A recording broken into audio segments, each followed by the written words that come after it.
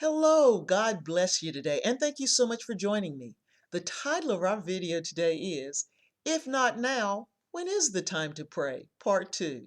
I'm sharing nuggets of wisdom, things that just help me as I am in my prayer time with the Lord.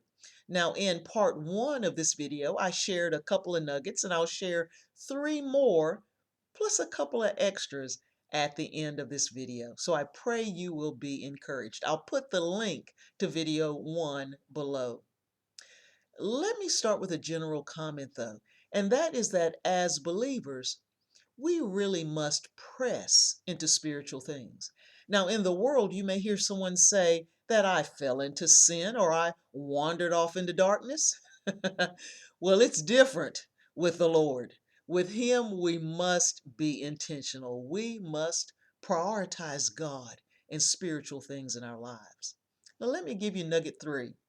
Nugget 3 is that it's important to pray the Word of God, and I'd like to introduce you to that if you don't know about that. Praying the Word of God is so important to me, applying it to my life. As the Holy Spirit leads me when I'm in the Word, if He nudges me, I just begin to pray the Word. Now, most people love the 23rd Psalm, so I'm going to pray now verses 1, 2, and 3 for you. Father God, your word says that you are my shepherd and I'm not to be in lack or want. So, Father God, in this area of my life, I'm bringing it before you and I'm asking you to shepherd me, to lead me. Your word also says that you make me to lie down in green pastures and you lead me beside still waters. So, in this area, Lord God, lead me into green pastures, sustain me. Lead me beside still waters and calm me in this situation. Restore my soul so that I'm all right on the inside. Lord God, your word also says that you lead me in paths of righteousness for your name's sake. Lord God, lead me along the right path in this situation so that you are honored. I give you all glory in Jesus' name. Amen. Amen. That's the power of praying the Word of God. The Word is life to those that find it, and health to all their flesh.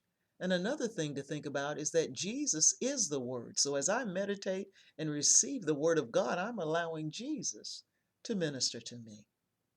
Let's consider nugget number 4. And it's simply that it's so important to pray for others with a heart of care and compassion. So many people are struggling today, and we're living in a society where we're just distant from each other.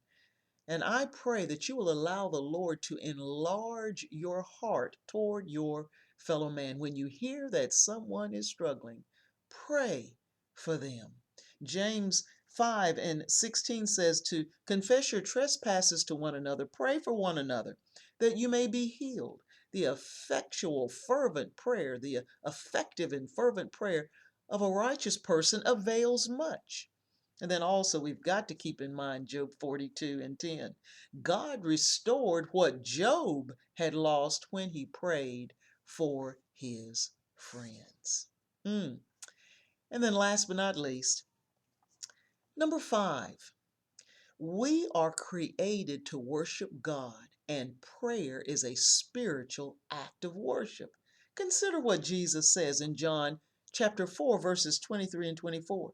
He says, "But the hour is coming, and now is, when the true worshipers will worship the Father in spirit and truth, for the Father is seeking such to worship him. God is spirit, and those who worship him must worship him in spirit and truth."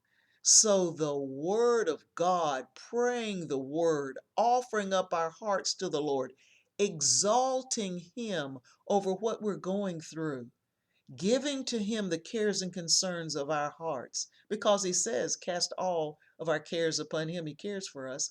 All of this is actually worship from your mouth saying, Holy Spirit, have your way. Father God, may your kingdom come and may your will be done on earth as it is in heaven. This is worship. Let me share a couple other things with you. One is this. I often pray, who God is. From everlasting to everlasting, He is God. He is great. He is majestic. I exalt Him. I magnify Him. And I do this specifically so that I see Him greater than the cares and the concerns that I have in my life. And then as well, it's important to come to a place of rest in God. The children of Israel, when they left Egypt and they came out of slavery, most of them were not able to enter that promised land.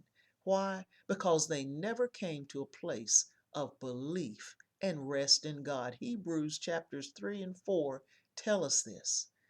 And so what I would say to you is this.